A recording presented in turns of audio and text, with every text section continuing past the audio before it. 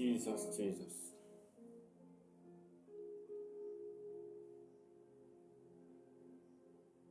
Lepragaduze venaba konsa rabagadesh.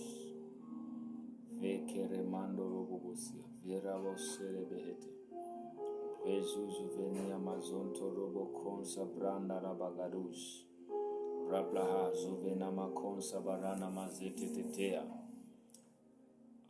Bwana Yesu, asante kwa ajili ya wakati huu na neema yako. Mungu, tunapoendelea kujifunza kwa habari ya mambo haya ya roho, Baba, tunaomba hekima yako, tunaomba ufahamu wako Mungu kapate kutawala katika jina la Yesu Kristo wa Nazareth. Neema yako Jehova ikaonekane, uwezo wako Mungu kaonekane, damu yako ikanene, damu yako ikazungumze kadri ya maisha yetu katika jina la Yesu Kristo wa Nazareth. Nanyamazisha kila sauti za adui, nanyamazisha kila mipango ya adui wakati. Ninahitaji neema yako na uwezo wako Mungu Bwana ukaonekane katika jina la Yesu. Amen. Bwana Yesu asifiwe. Bwana Yesu asifiwe. La mazovara bagadoza. Furaha shindavu. Mungu akubariki. Mungu akubariki. Mungu akubariki. Naweza tukashare pia kwa wengine. Wakati huu nataka tujifunze aina za manabii. Tuna manabii wa aina tofauti tofauti. Lepayana mazata la bagaduje nemehegedeish. Begeduga daga baragadish. Venekia mazonto lobo konsa baragadesh. Jesus. Okay. Anataka tuongelee habari za manabii. Tuna aina nyingi tofauti za manabii. Zaidi ya 3. Tuna aina zaidi ya 3 ya manabii. Manabii, yani manabii wapo katika makundi makubwa mawili, ambapo tuna kundi ambalo linaitwa waonaji na kundi ambalo linaitwa manabii, ambao wao wanaongozwa na masikio ya rohoni. Lakini tuna manabii ambao tunawaita waonaji, ambao wao maandiko yanawataja kuwa ni kichwa, kuwa kwamba wao ni vichwa. Maana yake ana uwezo wa kunusa, ana uwezo wa kusikia, ana uwezo wa kutumia raza, yani kinywa, ana uwezo wa kuhisi. Ni aina za manabii. Leo nataka tuangalie tofauti katika manabii hawa. Kitu cha kwanza nataka tukitazame hapa ni aina ya manabii ambao ni manabii wa madhabahuni. Nabii wa madhabahuni. Aina ya kwanza ya manabii ni manabii wa madhabahuni. Tunasema nabii wa madhabahuni, maana yake kuna wengine ni manabii ila wito wao sio wa kwenda madhabahuni kusimama. Ni manabii ila wana wito tofauti. Aina hii ya manabii wa madhabahuni, tunamuona Musa. Musa anasumbuka na mambo ya madhabahuni. Yuko madhabahuni, mara anaweka makuhani madhabahuni, mara hivi. Manake huyu ni nabii wa madhabahu. Manabii hawa wa madhabahu wanakuwa wana asili ya ukuhani ndani yao. Wana asili ya ukuhani ndani yao. Kuna asili fulani ya ukuhani ambayo inakuwa imetawala. Ndio ambao wako wengi na watu wengi wanawajua hawa manabii wa madhabahu. Ndio tunaojulikana wengi kwamba akitajwa nabii wanajua ni wa madhabahu. Kama vile Musa, kama vile Samueli, hawa ni manabii wa madhabahu. Tunawaona mara nyingi wakiwa madhabahu. Manabii hawa ni manabii ambao mioyo yao zaidi ipo katika kuwalinda watu. Hata kama Mungu anataka kuleta mabaya, wao wanakuwa na uwezo wa kusimama kuwatetea watu. Wanasimama kuombea watu. Ni manabii ambao mioyo yao, kwa mfano angalia Musa. Mungu anataka kuwaua wana wa Israeli kwa sababu wametenda dhambi, na anamwambia Musa kwamba nitakufanya wewe uwe taifa kubwa kuliko hawa na lenye nguvu zaidi. Musa anakataa, anasema Mungu, hapana, huwezi ukawaondoa hawa watu. Anatoa na sababu ili Mungu awalinde wale watu. Anatoa sababu za Mungu kulilinda taifa lile asiliangamize. Kwa nini? Ni nabii wa madhabahuni, kwa sababu madhabahu imewekwa kama sehemu ya upatanisho. Ndio maana Yesu alipokuja kama kuhani mkuu, alienda kuvunja pazia la hekalu ili watu wote wapate neema, wapate uhuru wa kuingia madhabahuni kusema na Mungu, wapate uhuru. Manake Yesu alikuja amebeba, ni kuhani. So manabii wenye ukuhani ndani yao ndio hawa wanaoinuka wakiwa wanachunga makanisa. Katika kundi la manabii ambao ni manabii wa madhabahuni ndio tunapata prophetic pastors, prophetic teachers, tunawapata hao. Unakuta ni nabii mwinjilisti, unakuta tunawapata hao ambao wanajulikana wengi katika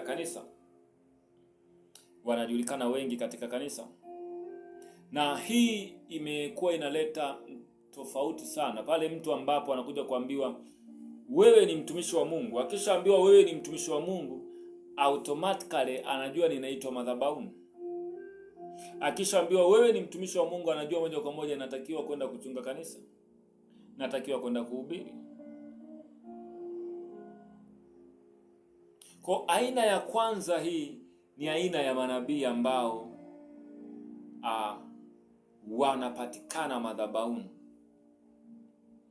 Samueli anaitwa akiwa madhabahuni. Musa anaitwa anafundishwa habari ya madhabahu,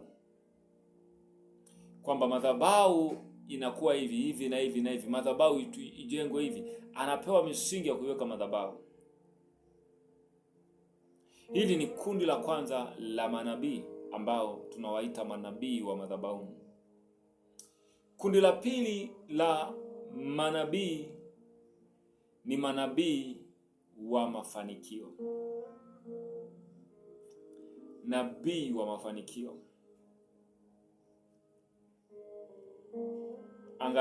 Nikupe angalizo kwanza kwamba kuna watu unakuta wamepewa vitu zaidi ya kimoja. So isije ikakuchanganya. Kuna wengine unakuta amepewa kitu zaidi ya kimoja. Tunamwangalia nabii wa mafanikio namba 2. Nabii wa mafanikio ni kama Ibrahim. Ibrahim ni baba wa imani, lakini Mungu anamuita Ibrahim nabii. Mungu anamtokea Abimeleki, anamwambia mrudishe huyu mwanamke kwa sababu ni mke wa nabii. Lakini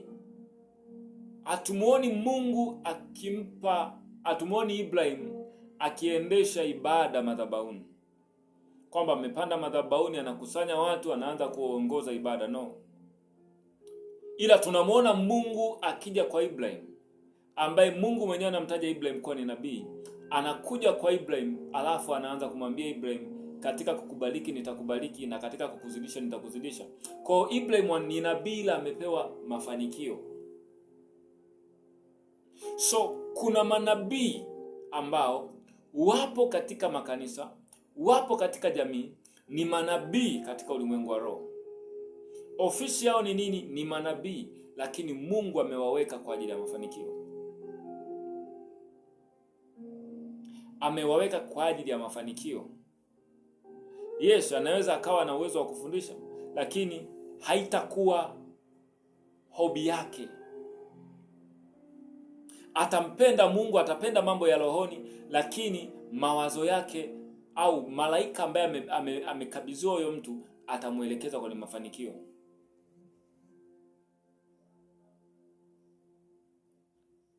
Maana yeye ni nabii wa mafanikio. Watu hawa ambao ni manabii ambao Mungu ameweka mafanikio ndani yao, Hawa ni watu ambao unakuta ni business people, ni manabii, lakini utawakuta wako busy sana na masuala ya mafanikio. Wako busy na masuala ya mafanikio, na mtu mwingine anaweza akaanza kusema kwamba huyu atakuwa sio mtumishi wa Mungu. Wanaweza wakaanza kuongea maneno mengi. Kwa mfano, Tanzania hapa kuna prophet mmoja alikuwa mtoto wa Bushiri, Nabii Shila, bilionea Shila. Nabii Shila ni nabii, lakini yeye amepewa eneo la mafanikio. Kwa hiyo huduma kwake ni kitu kama cha ziada. Ni mtumishi wa Mungu, anapenda watu waokoke, anapenda watu wamjue Mungu, anapenda watu wapone. Anaweza akaombea, anaweza akatabiri, lakini kunako mvutia sana yeye ni kwenye mafanikio. Ameitwa kwa ajili ya hicho kitu. So watu wengi wamekuwa wanahukumu watumishi wa Mungu bila kujua wito, kwa sababu ofisi sio utendakazi. Tunamwona Ibrahim ameitwa ni nabii, lakini hatumuoni Ibrahim akitabiri.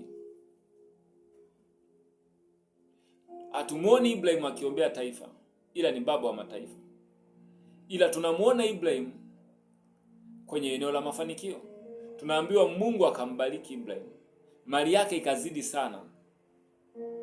Ile baraka ya Ibrahim ikaenda kwa Isaka mwanae.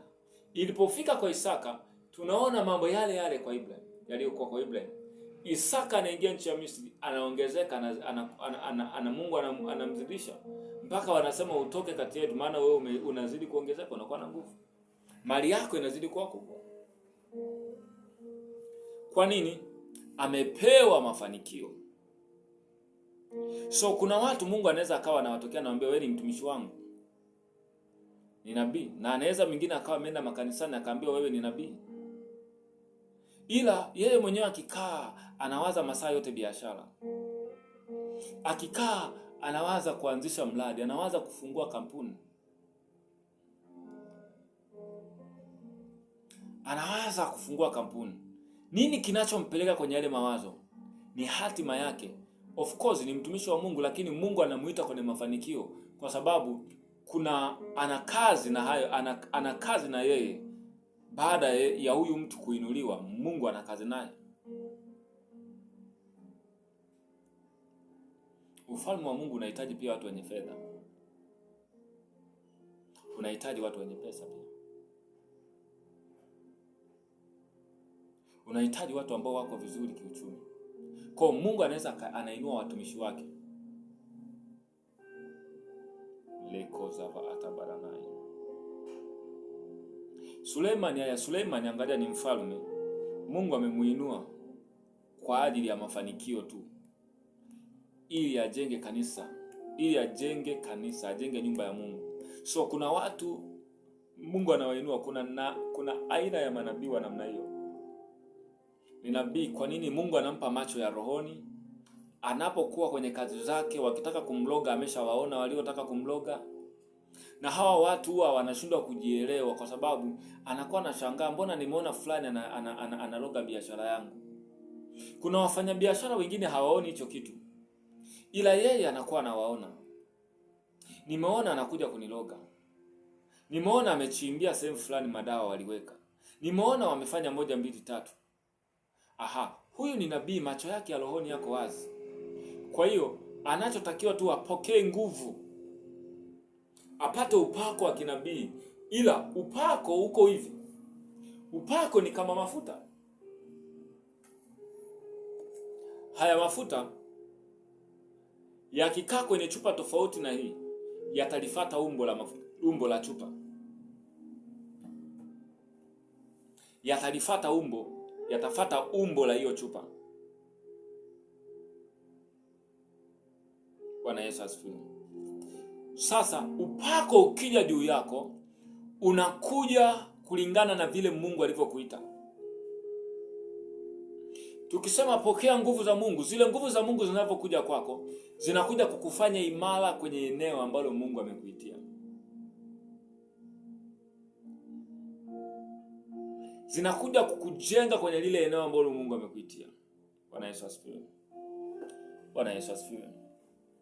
So aina ya pili ya manabii ambao tunaiona leo, siku ya leo, ni nabii wa mafanikio. Hawa Mungu anawainua kwa ajili ya kazi, kwa ajili ya utumishi. Wanahitajika watu wenye fedha. Haya, makanisa yanahitajiwa kujengwa. Kuna kusapoti kuna wajane. Biblia inasema dini iliyo safi ni dini inayowajali hao yatima na wajane. Kuwasaidia wasiojiweza. Kuwapa chakula, Mungu anahitaji pia kuinua watu ambao watakuwa na fedha ya kufanya hiyo kazi pia. So anaweza akamuinua nabii akampa na macho ya rohoni. Anakuwa anamuonesha mfano. Hebu angalia nabii wa mafanikio. Kwa mfano Yakobo, Mungu anataka kumbariki Yakobo. Yupo kwa Labani Yakobo. Mungu anataka kumbariki. Mungu anamwambia Yakobo, chukua fito, ziparue maganda, ziwe na malakalaka. Alafu utakuwa unazichomeka, unaziweka mbele pale wanyama wanapoenda kunywa maji. Kwa Yakobo akawa anaweka, wakienda wanyama wenye afya, wenye mimba, anachomeka zile fito. Wanachukua mimba, wanatoka watoto, wanazaa. Wanatoka kondoo wenye malakalaka, wanyama wenye malakalaka. Manake wenye langi. So unaona hicho kitu. Kwa Mungu anataka kumfanikisha, anampa mpaka vision. Kwa maono unayoyapata, swala la wewe kuitwa nabii. Si kila nabii anaitwa kwenda madhabahuni. Si kila nabii anaitwa kwenda kuhubiri. Kuna nabii mwingine ameitwa kwa ajili ya mafanikio. Kuna nabii mwingine ameitwa kwa ajili ya pesa. Na ile pesa Mungu anakuwa anahitaji amfanikisha huyu mtu ili baadaye iwe baraka katika kanisa. Baadaye iwe baraka katika kanisa. Bwana Yesu asifiwe. Bwana Yesu asifiwe sana.